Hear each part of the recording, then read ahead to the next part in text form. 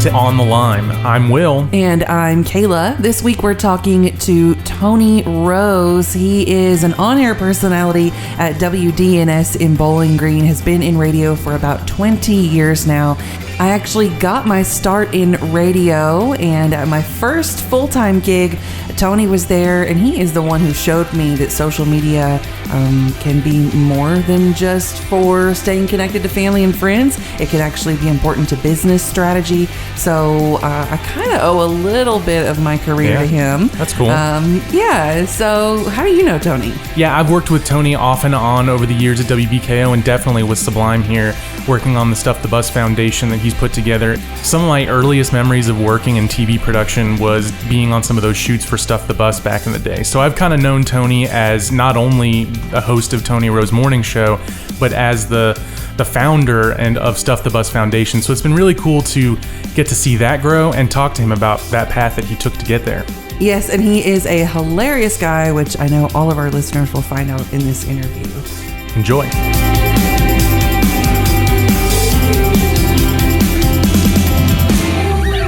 One thing that we always do, since we have such little time with people, we value our listeners' time, want to give them a little bit of information on the person we're talking to. Now, with you, I feel like a lot of people...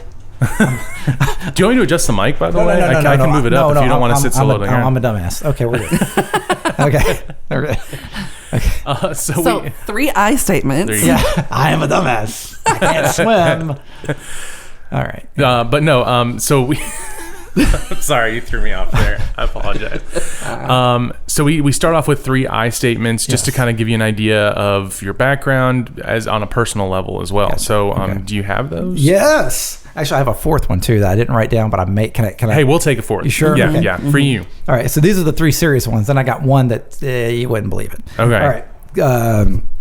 Okay, so I just tell you what they are? Yeah, okay. yeah. You can. I mean, it might lead to conversation in between. We'll just. So here are my I statements. I have a unhealthy fandom of Gilmore Girls. I don't know if you remember that. I do remember that. I've seen every episode of Gilmore Girls. Who's your favorite character? Lisa Will, Paris Geller, because she's beautiful. And I something about her, it's attitude. You know. Anyway, I'm more of a Lorelai fan personally. Well, it always makes me feel weird because it's like I'm a fan of Lisa Will because she was of age. Because technically, if I was like, I can't like say, oh wow, she's so hot because they're like sophomores in high school. Yeah. So right. I can't. Creepy Tony. All right. I'm a licensed professional wrestler. No, you're not. What? I have a professional wrestling license. I can wrestle in the state of Kentucky if I had to. If you had to. If I had the situation where you're... Why? A few years ago, the professional wrestler Jeff Jarrett had his thing come through Bowling Green, the Global Wrestling Federation, and he wanted to use me in a match, and so I had to become a licensed professional wrestler to be able to like be in the ring and like throw a punch or whatever. That's awesome. And so I managed Shelton Benjamin, who is in the WWE now, against Jim Cornette, who managed Chris Masters. And I got to clothesline Jim Cornette and pull him off the ring. That's awesome. It was one of the most incredible experiences of my entire life. So I admittedly, I didn't watch wrestling much as a kid, and really only until the past, honestly, month and a half, I've started watching wrestling. Like I've dived deep. We got the WWE Network. Yeah. What does the ring feel like? The ring they were using, because apparently all rings are a little bit different. The ring they were using, it felt like you were walking on like a big pillowcase. It was so soft. You could have you stepped on it and you left like small footprints. Wow, I would have never thought it. Now with that being said, it probably still hurt if you fell off the top rope. Oh, of course. But I remember thinking, and the ropes were really loose. Apparently, it's different types of ropes, like depending on how much bounce you can get or whatever. But it was super soft, and it was. I remember one thing too. It was super quiet.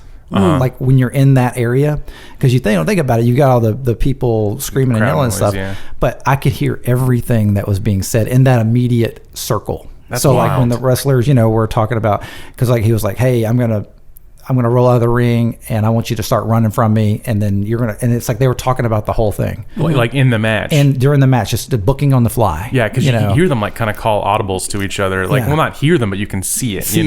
But when you're there in that moment, you can hear everything. And maybe it's just because you're focused and you don't mess up, but I could hear every single thing they were saying. And they're so nonchalant about it. Yeah. That you don't it's like hiding in broad daylight. You don't really, But anyway. That's awesome. That's so really I cool. to become a licensed professional wrestler. That's a fun statement. For something you don't hear every day. That's amazing. Yeah. It's trust me, you don't have to take a test. You don't. You had to go get a physical and everything, and you had to do all that. So, and then my other one too is I'm a fantasy football and fantasy sports addict. Okay. Like it's weird. Like I can't tell you a thing about college football, but I can tell you what NFL players have for breakfast. See, I'm not a sports person. So, Tom Brady, does Tom Brady play football? He's what still did he there. have for breakfast? Tom Brady has whatever he wants for breakfast. Yes. But that's my, so that's my other thing is I've got unhealthy addiction to fantasy sports. Have you watched that Living with Yourself thing with Paul Rudd on I've Netflix? seen it on Netflix. I haven't seen it though. Yeah. It's this whole thing where there's there's a cloning center or whatever, and apparently Tom Brady, the joke is Tom Brady uses that in the show. I could see that. I remember that was the whole plot of Ted 2 for a while as well. Look at that, it glows.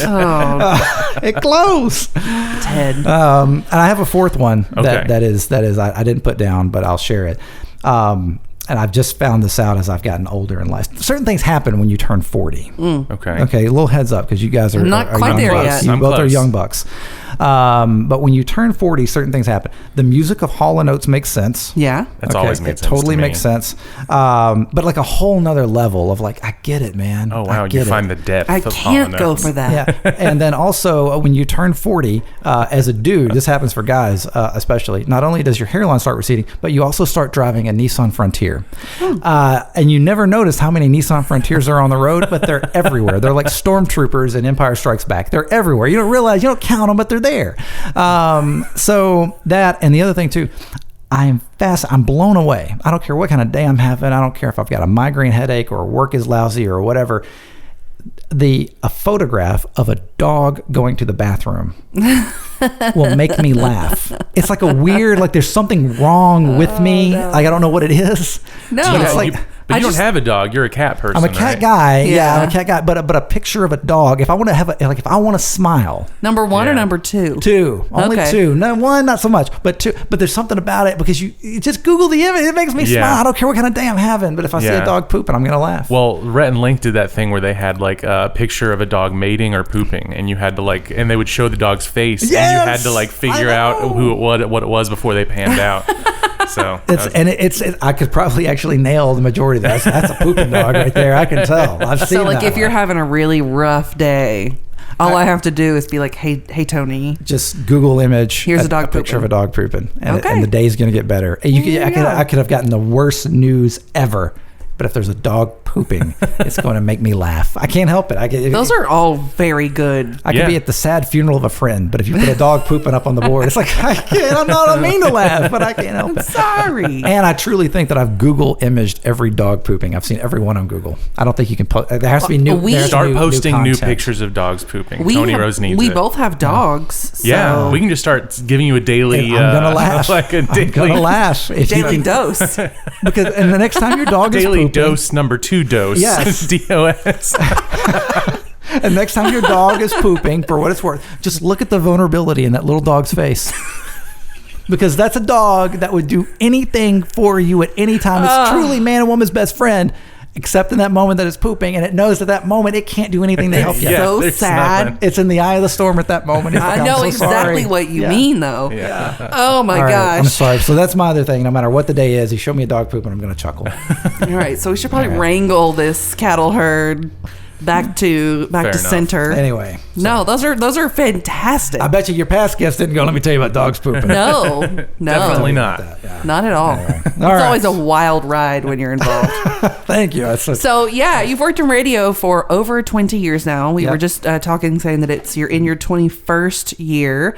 You're the host of the Tony Rose Morning Show, which has been running for quite some time now. So what's that been like, a career in radio? Oh man, I could have picked so many of other things.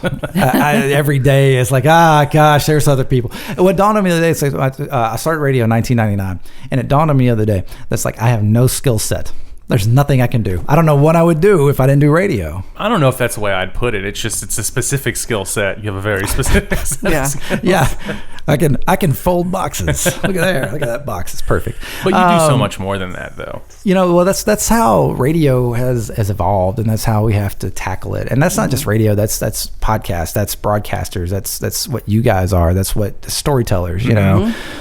But what we have, and this is what really dawned on me, really about 15 years ago when we started doing the bus stuff, but really in the last decade, and it became, you can get AC/DC and Journey and Styx and whatever else. You can get that anywhere at any time. Right now, you can just yell it out loud and it starts playing automatically over your phone or your Alexa or whatever.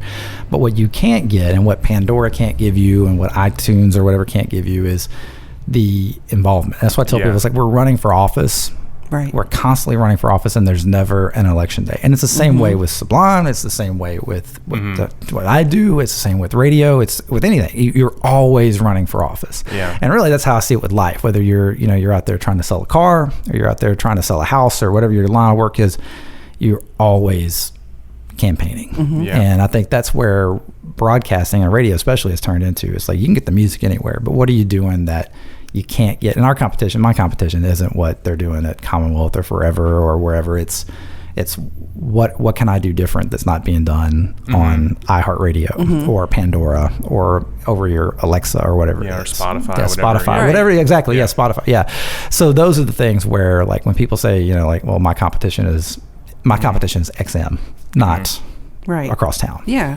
And so I think that one of the reasons that I come back to local radio is because I want to know what's going on in my community. And I think that despite all of our online interaction, and we have conversations about being disconnected with one another, I think that people crave community. And local radio gives you that.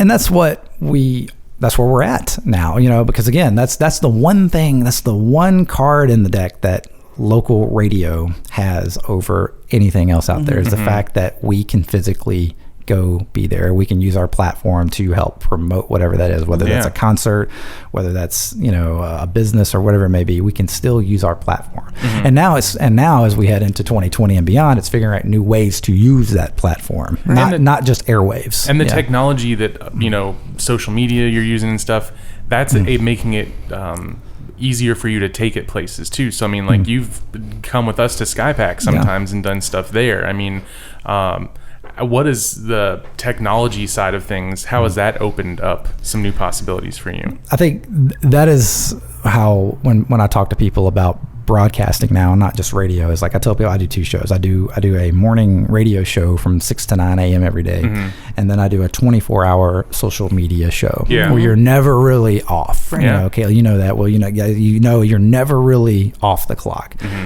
But it's two shows. But it's essentially one brand. And it's how do you get that one brand out there, and using social media. And here's where we as broadcasters and radio people, is like I tell people, it's like I want to make really good cheeseburgers. The filet mignon, it comes from the Sublime Medias of the world. It comes from the production companies who know who have the technology and the time, and that's their focus. I'm not in the business of trying to make steak to keep up with the steak makers. I want to make really good cheeseburgers, but I want to go out and give as many options as possible when we're out there promoting the brand, whether that's at a live broadcast or at SkyPack for an event or at a car lot or whatever it is, so that when the event is over, that receipt is there for the client. So it's like, man, not only did they do the radio thing, but they had social media interaction. They did Facebook Live. They did Periscope. There's pictures all over social media, so that every event looks like it's this ticker tape parade, when maybe it's just something as simple as a 2-hour car lot remote, but it sure does feel a lot bigger than that.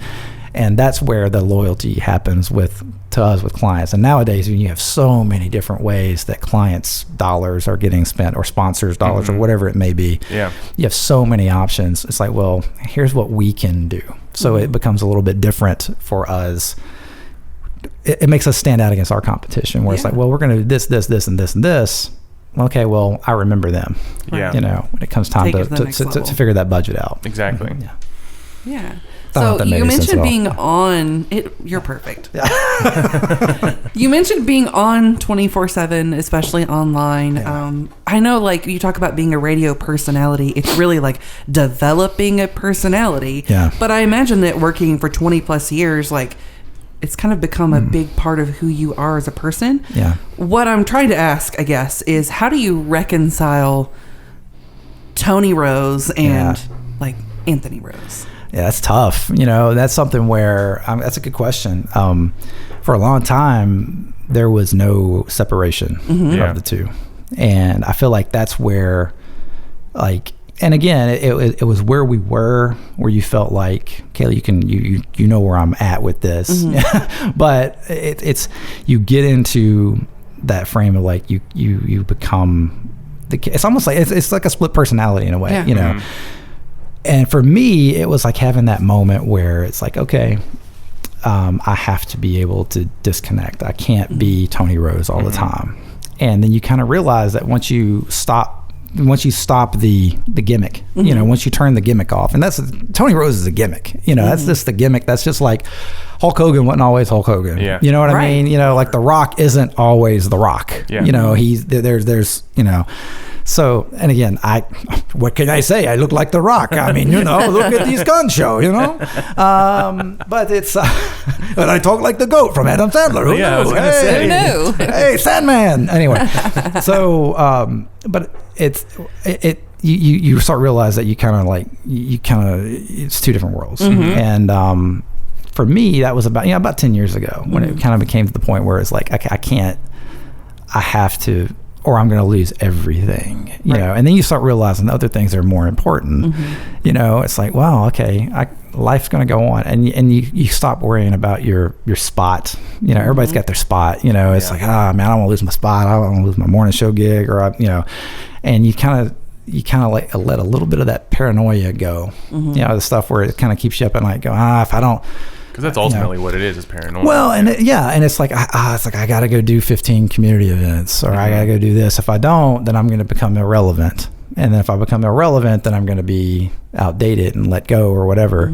And it's like, and it kind of gets to a point where it's like, I don't care. Yeah. I mean, and when you honestly, it's not about not caring, because I feel like I love the community. I love the community. I love the people in it. Yeah. But when you kind of stop caring about your gimmick and you kind of go, you know what, that's Tony Rose.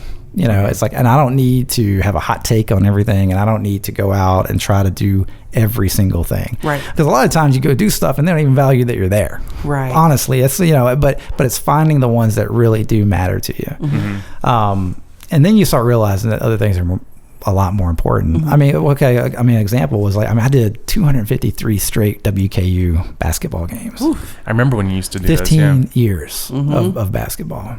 And that was my spot, like that was what I did. Yeah. But what I didn't realize, that was for 3 nights a week, I was away from home. I was away from family. I was away from, everything. And when that when it kind of, it was like, okay, well, you're not going to do that anymore. And that was, again, it's a lot of things freaking political. Everything's, there's politics to everything, But anyway, when that happened, it's like, man, that really broke my heart for a day or two. But then, like, the first night that I didn't have to do it, I was like, holy cow. I get to stay home with my wife and my beautiful child. Yeah. This level of freedom that gets let go, when you feel like, wow. And you realize it's like pushing the button on Lost, when Desmond was in the hatch and he had to push the button, and when you don't push it, nothing happens. And it's like, see, everything's okay. Yeah.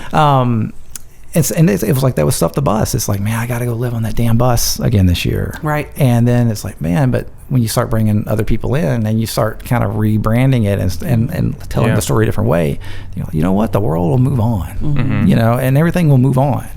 And I think that's the world. And then obviously you have a kid and it changes everything, right. And I think that's the biggest thing. I think a lot of people, like they see, oh, well, that's the Tony Rose gimmick, or that's, and it's like, man, that's just a gimmick, like it's like, I think they have a perception of what the world is like. Oh, you must go to all the concerts. And you gotta say, no, I go to bed at 8:30. Yeah. Right. Yeah. 4 nights. I have to be up at 4:00. Yeah. 4 nights a week. I'm at the pool, right. watching a kid swim, it's like such a, and I guess that's my thing. It's like, I don't have anything to prove, like I want to do right, and I want to have relationships, and I want to But it's like at that point where it's like after 20 years, I enjoy what I do, but at the same time, I feel like I don't have to prove anything to anybody. Right. So my favorite author, Brene Brown, in her book, Braving the Wilderness, so I've been reading lately, she says a quote that's like the true key to belonging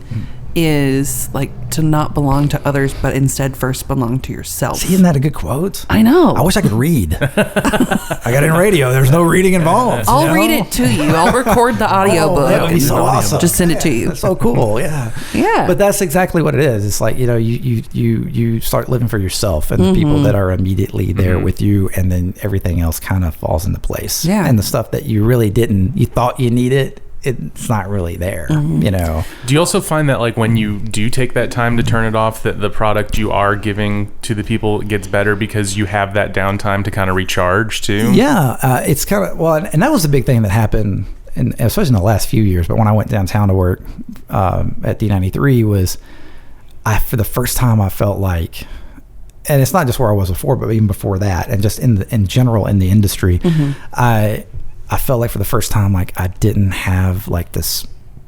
I had this incredible pressure to perform, but at the same time, there was this. The paranoia wasn't there. Yeah, the doors were open. I mean, it was transparency and you realize it's like, man, I'm finally being who I am. Yeah. Now in my, like like I can talk. I'm not like having to be a broadcaster all the time. Paranoid. I can talk to the people, and people pick up on it. Yeah.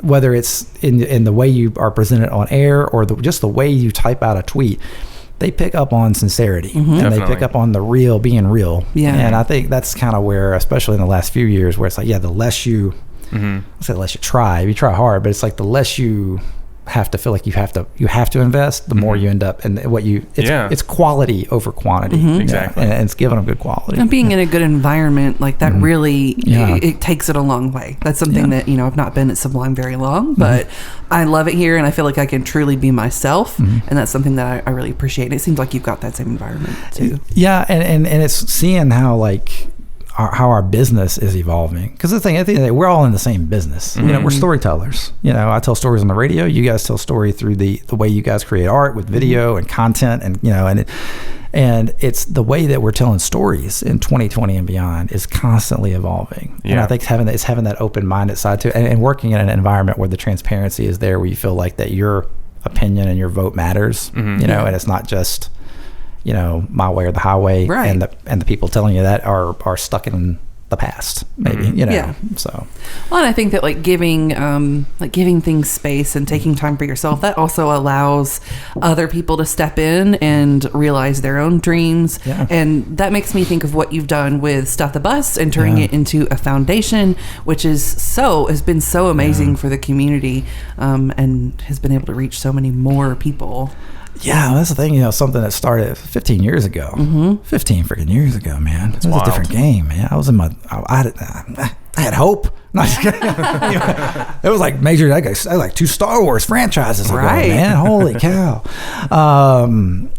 But to see something, like that, and now especially where, and again, it's that where once you start letting go, you realize that it's. The boat's not just going to sink, that it'll actually float and it'll take off, and I think that's kind of where we're finally getting to now. And then also understanding too, what, if we let go and it sinks right to the bottom, that's okay. Because 15 years is a great run. I know. It's like, you know what, we're not gonna live on a bus, it's fine, life goes on. I mean, it's so, but yeah, being around a situation like that where you see it grow into something that you never thought it would, and it's like, man, it's like, and then the responsibility of that too, where it's like, geez, we got to make sure we can't let it sink. Well, especially the amount of time you've had behind it. I think you've kind of just helped the community understand how important it is, and then now that foundation has been able to move on and do other great things as well besides just school supplies. Well, I think the community too, and that's what, like, is it Stuff the Bus or whether it's a mobile grocery or whatever it is, like, people like to see they want to see local, and they want to see what happens, and it's just kind of it brings people together, because I think at the end of the day they see that, again, it's that transparency, it's that being real, where they go, man, these guys aren't suit and tie people, like they're just out there grinding, they're blue collar. I think that is a big trend. We talked to Dr. Corey Martin about that, about being real with people, and how that should be something that people do more, because I think nowadays where you're getting to see every facet of a business or every facet or of a person, that people are respecting more of the realness, And I think, and that's one thing when it comes to real too, I think a lot of people, real is where it's at now, because you open up Facebook, or you open up Facebook and Twitter, that's a great truth teller to see. It's like, oh wow, I did not know that the person I went to high school with had this strong of opinion about things. They're very strong. But I think when you can get somebody who has that same level of realness, and it's a sincerity to it, and it's kind of, and you figure out a way to, they're not crazy right, they're not crazy left, they're just real people. I think people can appreciate really real, just good real people. And it's kind of refreshing at a time too when they can't get on Facebook because they can't scroll down a page and not see something that, oh man, we were cool till I saw that. Right. It's like, so, but anyway, I don't know if that helped. Was a good answer or not. So is there anything that you have going on or coming up that you would like to plug? Oh man, plug everything. I'm going to plug in business. What are you talking about? How long you got? I'm like, the clock's running. What's great about where we're at with Stuff the Bus, especially in the Stuff the Bus Foundation, is and again, it's we have the best people telling our story in the business. Well, thank you. Sublime is doing great work, and we have a great board, and we have great, it's like I got this support team, that does stuff. We have, so coming up in March, we have something that has never been done with a nonprofit in this market, and that's a Top Golf scramble, which is really cool. If anybody ever played Top Golf, it's fun, and I can't wait to see you guys get down there and have a great time. It's Sunday, March 8th. It's going to be a lot of fun. It's going to be different. It's going to be unique. I think that's the biggest thing when you talk about, fundraisers in the community and stuff. People want to do stuff, whether it's a grown-up Easter egg hunt or whether it's a lip sync battle or whatever it is. They want to do something that's not been done before. And at the same time, it's very scary because you don't know. It's like what's going to happen. But that's coming up in March. So hopefully that will be something that a lot of folks will sign up for. Get involved with, whether you're a business owner, whatever it is. But it's going to be a lot of great folks. And it's going to be in Nashville, at Top Golf Nashville, which sounds like, it's in Nashville. But literally, it's like right off the interstate. It's like I go there every other weekend. 30 minutes and you're there. Literally. I never knew, I see that huge struggle, that huge fence, at least with the netting. I never knew what it was, and then I was down in Tampa, and we were waiting around to go to the Rays game, and I was like, well, what's this thing over here? It looks like the thing in Nashville. I didn't know it was like something that was everywhere, but it's really fun. I mean, I signed up, I got my membership and everything, so, and I don't normally golf, but that's what's good about Top Golf. It makes you look good. Exactly. Whether you are or not.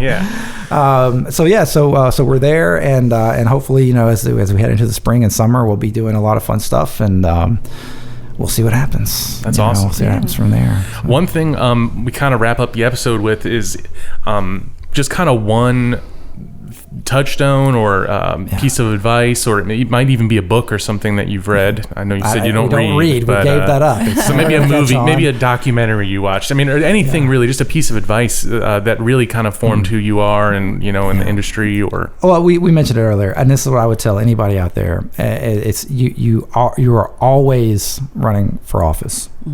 And there's never an election day. If you're in this line of work, if you're in the storytelling business, in the media, the broadcast side of it, and with that too, it always goes with how you represent your brand, and you're always a brand. If you're listening to this, you're some kind of brand. And it's like you're always representing your brand, and the tweets are my own thing is never the case because everybody sees everything.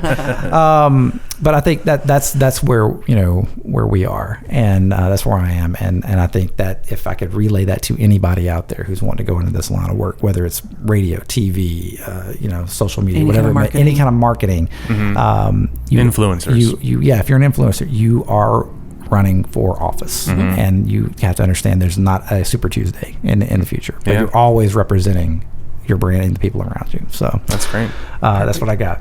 Thank you. Thanks, was that Tony. good? Was that It's good? been wonderful talking to awesome. you. And before I get out of here, too, I got to say this because I don't want to run too late because I don't know how long you got on this. Oh, thing. you're fine. But it's a podcast, right? There's no hard outs. Yeah, right. There's exactly. nothing. I don't have to worry about that. But with that being said, I value, because you guys are the future of this whole thing, and and Kayla especially, somebody who I saw. I'm the future of everything. Yeah. I dag 'em right. Can you say dirty words on here? I'm just kidding. Yes. Because I don't know what it's like. I can't cuss into a microphone. It won't work. But Kayla especially, seeing where, I mean, we did this thing. We started like it was 10 years ago at least, wasn't it? When were you? When did you? When were you the bright-eyed, bushy-tailed, full of hope young woman? 2012. 2012. So almost 10 years. Yeah, so going on closer to a decade. Yeah. And to see where you've grown into, not just as a beautiful young woman, but in your career as well. Thank you. I'm very, very proud to hopefully at some point been sort of a mentor somewhere in 100%. there. You know, but to see where you've grown into as well. And then, same way with you guys. Okay. You know, what Sublime Media has done. Talk about a leap of faith in general. Mm-hmm. And that's one story. I'll get out of here real quick. Sorry. No, you're good. I get to talking, but it's your damn podcast. You want me, you're going to get it. All right. Anyway, interview Big Red next time, because that'll be real engaging. Oh, yeah. On a podcast is like, Big Red, what do you think about that? Cool. It's a mascot. They don't talk. Anyway, but when we were doing a live event for Stuff the Bus this year, I was sitting there, and it was a long, crazy day, a dramatic day. Yes. With lots of life hurdles that got tossed in front of us. Mm-hmm. But still it's hot, and it was like, you know, going about 6 o'clock or whatever. And we're doing this live telethon. So again, things that have not been done. Yeah. Just like a golf scramble at Topgolf and from the Bowling Green Market. We're getting ready to go live on this event. And here I am looking at this group of people who I've known for a decade or longer, for many of them, my whole broadcast career. And I'm sitting there looking, it's like I felt so secure. Mm-hmm. It's like when you're flying, when you get on a plane, you want to know that the guy flying the plane has been flying the plane for like 30 years. You're like, that's my first flight, how'd I do? And here I am, and it's like I've got, you know, this crew from Sublime there, and I'm sitting there adding it up. It's like, man, there's close to like 80 years of broadcast experience. Yeah. And in this one room doing this live event, and I was like, and it's like, these guys are representing our brand. You know, this is what they're part of the team. This is the team.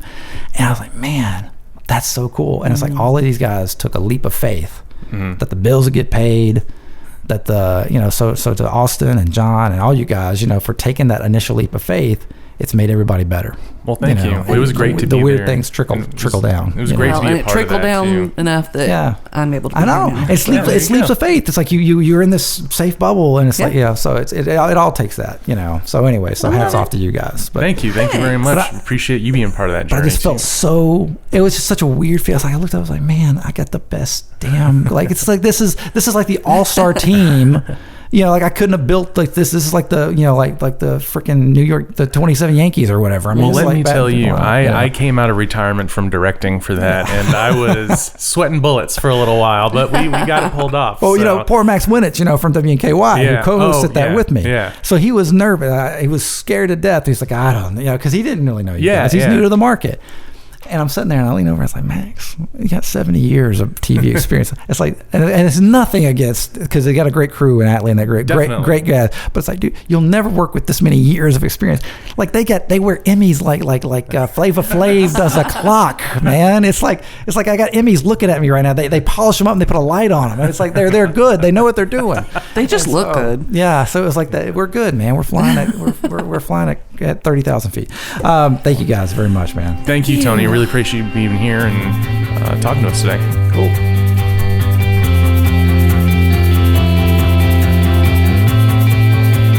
It was great sitting down and talking to Tony, and as he mentioned at the end there, if you want more information on the Topgolf Classic benefiting Stuff the Bus, you can go ahead and log on to stuffthebusky.com to get registered and find out more. It's going to be a really fun event, and our next episode of On the Line is going to be fun as well. We'll be talking to Liv Higgins. She is the Assistant Athletic Director of Marketing at WKU and does so many cool things for WKU Athletics. Good job remembering that title, by the way. I wouldn't have nailed that. Oh, well, yeah. It's lodged there in the brain. But it was a really great episode. She got to talk about a lot of the different things that they have to tackle in marketing sports and athletics, which is kind of interesting. It's not something I thought about all the time. You know, you're not really marketing an event that the hero's always going to win. You have to kind of play up that angle of, hey, we have to still make people have a great experience whether the team wins or loses. It's complicated, but you just have to think about what your goal is at the end of it. You know, our goal as a marketing team is we want fans to walk in the door and we want them to enjoy themselves. What's the complicated part for us, which we can get into this, is obviously you enjoy yourself a lot better if you win. But our job is to make them enjoy themselves, win or lose. So like whatever it says on the scoreboard, we want them to come back. It was also really great to hear her talk about how much she's loved athletics since being a young girl. Definitely. Really cool perspective on that. Yeah. So that's Liv Higgins on the next episode of On the Lime. That's right. And if you want that episode to show up in your feed automatically, you can go ahead and subscribe wherever you get your podcasts from. We're on Apple Podcasts, Stitcher, Spotify, you name it, and you can get us there. Yeah, and you can also follow us on Facebook too. We're on Facebook and Twitter at On the Lime Pod. That's right. Thanks for listening. Have a good week. Bye.